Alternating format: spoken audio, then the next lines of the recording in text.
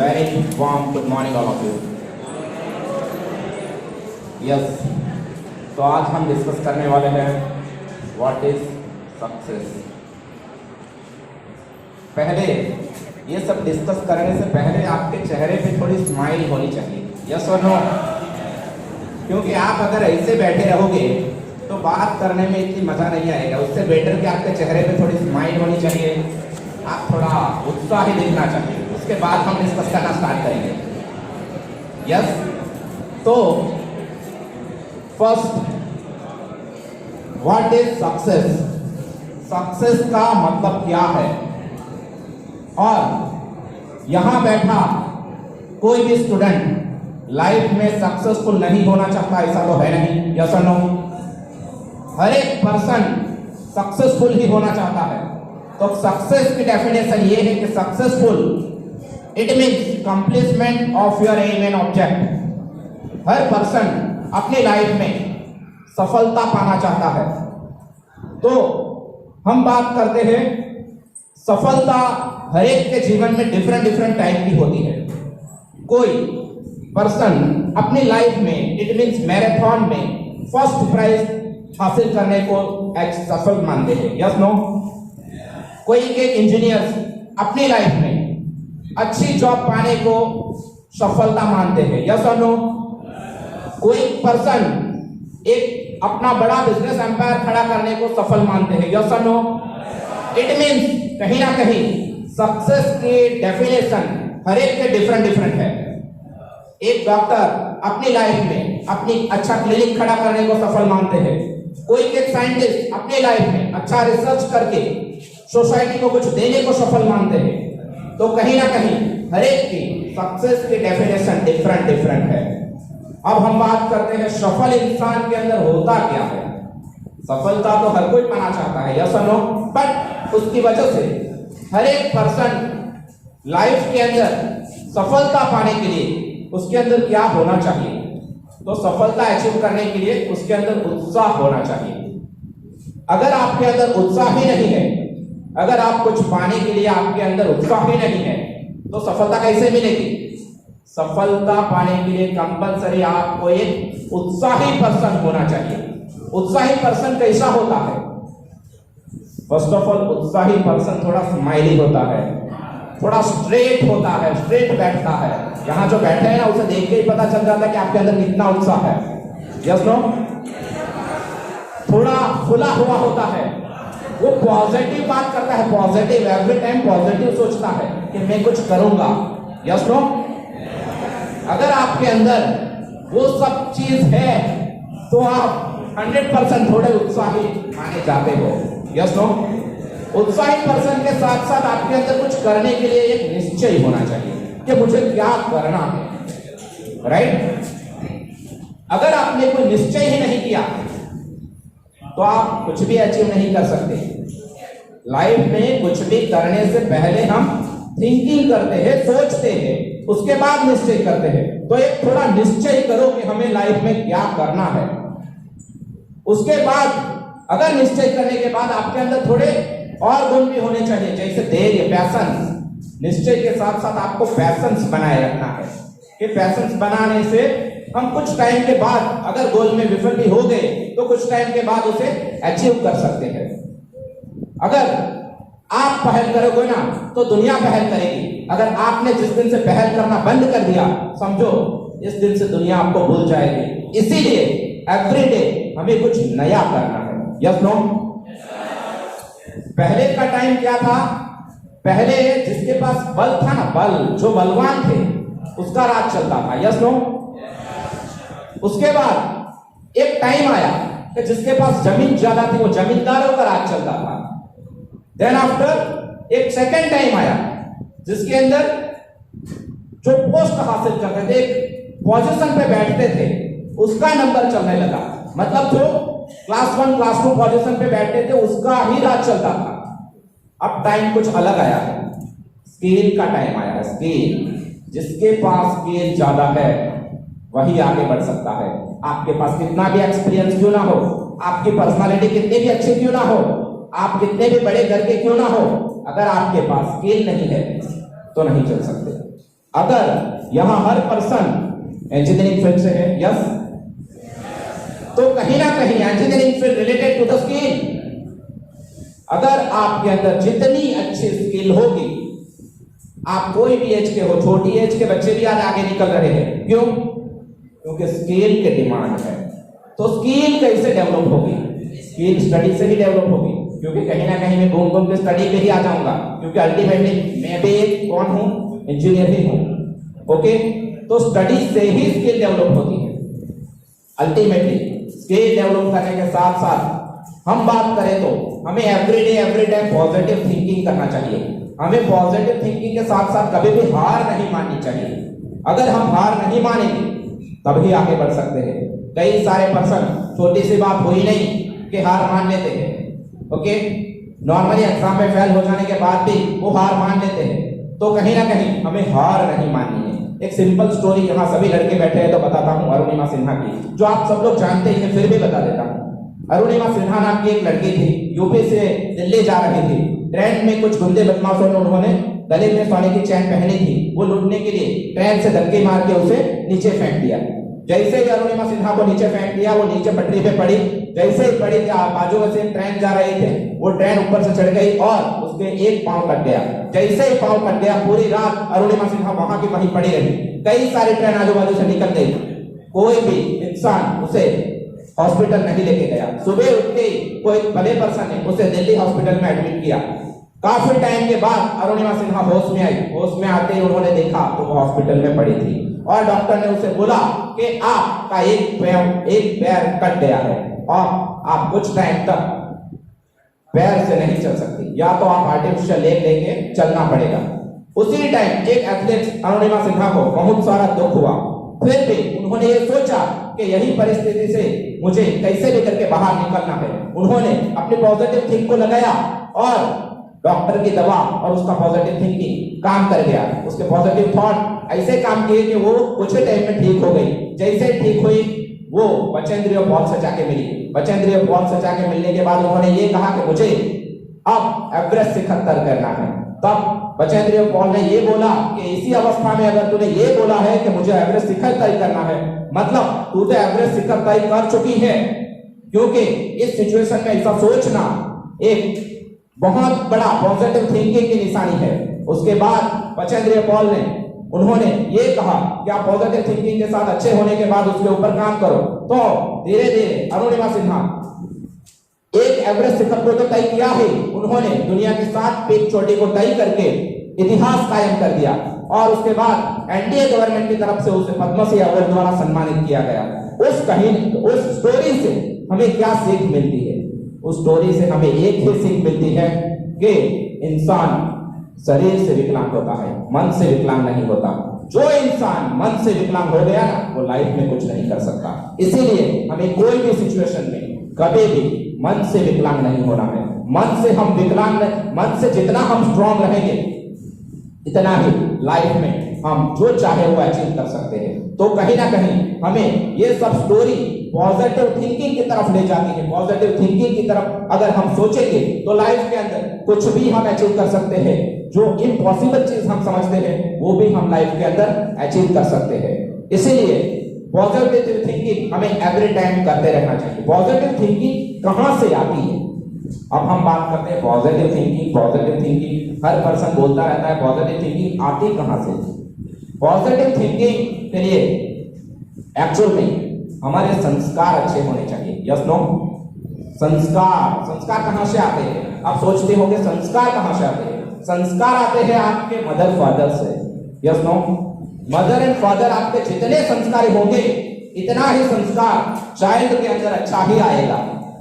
अगर mother father संस्कारी नहीं है तो सेकंड नंबर पे भी कोई संस्कार देता है, वो कौन है? टीचर। यस, तो अच्छे टीचर की बात कर रहा हूं यहां में। हाँ, अच्छे टीचर आपको अच्छे संस्कार देंगे, राइट? अच्छे टीचर के द्वारा हम अच्छे संस्कार ला सकते हैं। अब टीचर के साथ साथ दूसरा भी एक पर्सन है, वो है आपके फ्रेंड। Yes no? आप जहां बैठे हो ना, नियर में जितने बैठे हो, उसका प्रभाव आपके ऊपर पड़ता रहता है। आप जितने अच्छे फ्रेंड के साथ कनेक्शन में रहोगे इतने ही अच्छे आपके संस्कार बनते जाएंगे। बुरे फ्रेंड के साथ रहोगे तो बुरा संस्कार आएगा, अच्छे फ्रेंड के साथ आप रहते हो तो अच्छा ही संस्कार आता है। तो कहीं ना कहीं आपके फ्रेंड भी इतने रिस्पॉन्सिबल है। दूसरा है आपका एनवायरमेंट, आप कौन से एनवायरमेंट में रहते हो। आप पॉजिटिव एनवायरमेंट में रहते हो तो आपके संस्कार अच्छे ही होंगे, आप नेगेटिव एनवायरमेंट में रहते हो तो आपके संस्कार नेगेटिव ही होंगे। तो कहीं ना कहीं संस्कार आपके ऊपर बहुत डिपेंडेंट है। उसके बाद आता है संस्कार के साथ साथ विचार। अब बात करते हैं विचार कहां से आते हैं। जितने अच्छे संस्कार इतने अच्छे विचार। यस नो, संस्कार अगर अच्छे होंगे तो विचार भी अच्छे ही होंगे। ओके, तो हमें एवरी टाइम विचार अच्छे करने के लिए करना क्या है। विचार अच्छे करने के लिए अच्छी बुक पढ़नी है। कहीं ना कहीं बात घूम घूम के पढ़ाई पे आनी चाहिए। अच्छे विचार करने के लिए हमें अच्छी बुक पढ़नी होगी। अच्छी बुक पढ़ेंगे तो अच्छे विचार भी आएंगे। ओके, और उसके बाद संस्कार के बाद आता है विचार, और विचार करने के बाद वो बुद्धि निर्णय लेती है कि हमें क्या करना है लाइफ के अंदर। संस्कार अच्छे होंगे तो विचार भी अच्छे आएंगे, विचार अच्छे आएंगे तभी हमारी बुद्धि एक सही डायरेक्शन में निर्णय लेगी, और सही डायरेक्शन में निर्णय लेंगे तो हम सही काम करेंगे। रियलिटी ये है कि हमारी बुद्धि को एक स्टेबल सिचुएशन में लाने के लिए, हमारी बुद्धि को एक करेक्ट सिचुएशन में समाज के उत्थान के काम के लिए लाने के लिए अच्छे संस्कार, अच्छे विचार की जरूरत है। अगर हमारे विचार अच्छे होंगे तो हम एवरी टाइम अच्छा ही सोचेंगे और कुछ करेंगे लाइफ के अंदर। रियलिटी ये है कि उसी के साथ साथ सक्सेसफुल होने के लिए हमें जरूरत है एवरी टाइम हमें डिसाइड करना है कि हमें लाइफ के अंदर करना क्या है। तो पर्टिकुलर एक गोल डिसाइड करना है। हमें अगर गोल डिसाइड नहीं किया तो लाइफ के अंदर कुछ भी नहीं कर सकते। रियलिटी ये है कि आपने गोल बनाया है क्या। यस नो, आपने कोई गोल बनाया है। कई सारे लड़के पढ़ते रहते काफी सारा पढ़ते रहते, पर ये सोचते नहीं कि लाइफ के अंदर करना क्या है मुझे। यस नो, रियलिटी ये है कि आप पर्टिकुलर गोल के रिगार्डिंग काम करो। ये डिसाइड कर लो कि लाइफ के अंदर करना क्या है।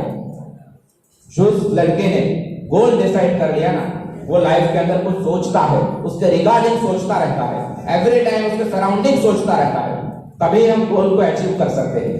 गोल ऐसे अचीव नहीं होता। गोल अचीव करने के लिए भी बाद में क्या आएगा, स्टडी तो करना ही पड़ेगा। स्टडी, जिस गोल को आपने डिसाइड किया, आपके अंदर इतना नॉलेज ही नहीं है इस गोल को अचीव करने के लिए, तो वो आप गोल डिसाइड नहीं कर सकते, उस गोल को अचीव नहीं कर सकते। अगर गोल डिसाइड भी कर लिया तभी उस गोल के अंदर सफलता नहीं पा सकते।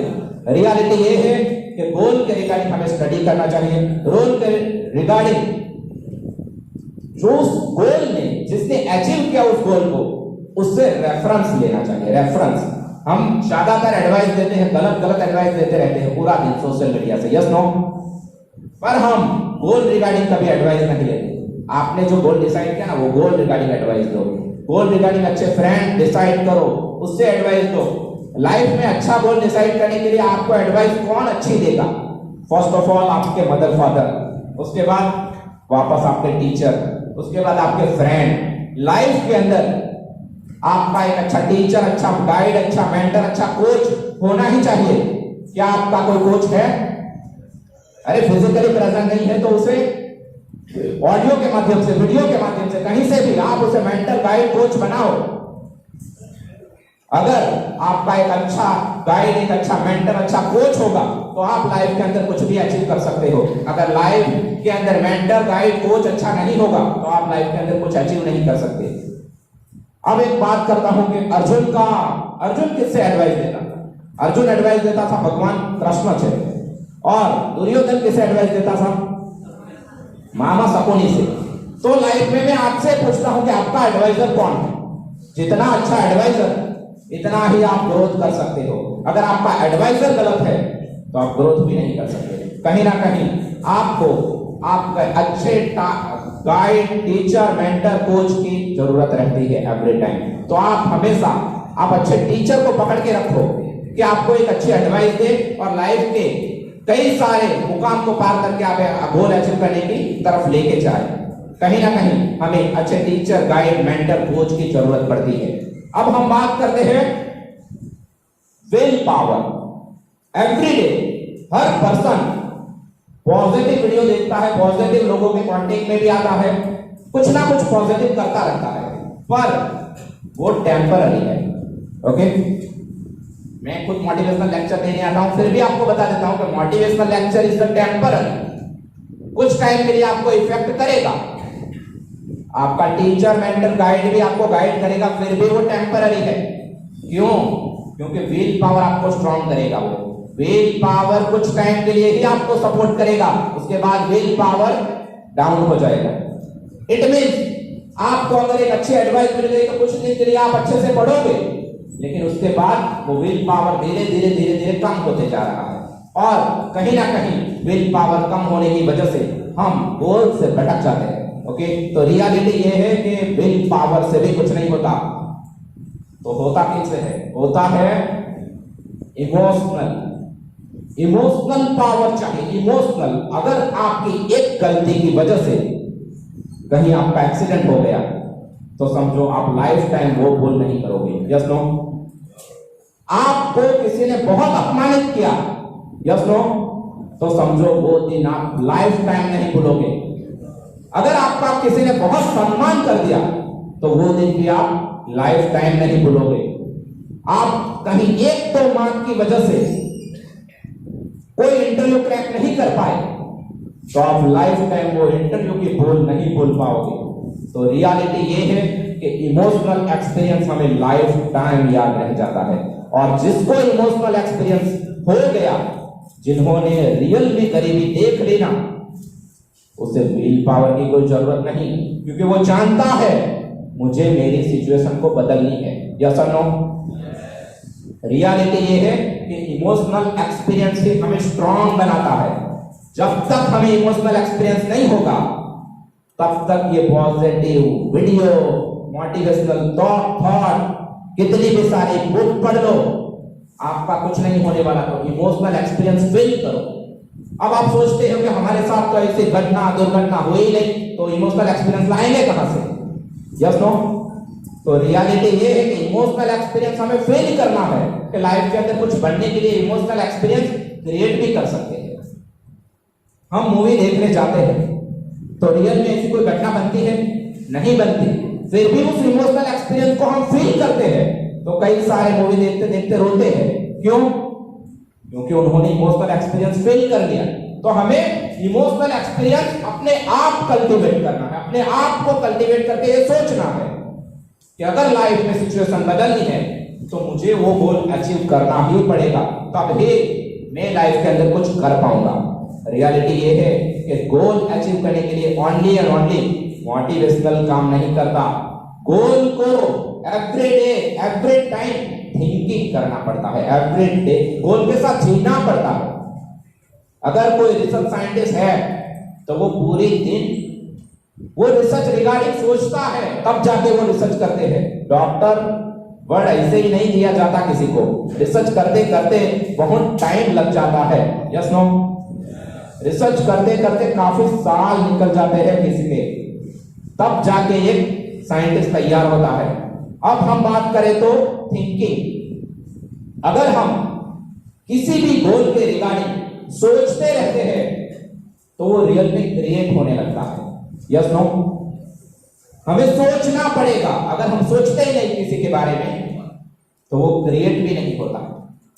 रियलिटी ये है कि हमें पॉजिटिव लेवल पे उसे सोचना पड़ेगा, तब जाके वो क्रिएट होना स्टार्ट हो जाएगा।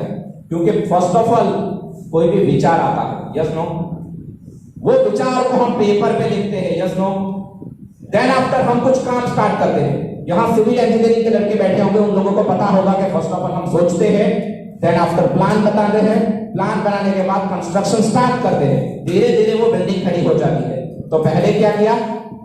थिंक किया, सोचा कि यहाँ स्विमिंग पूल बनेगा, यहाँ बिल्डिंग बनेगा।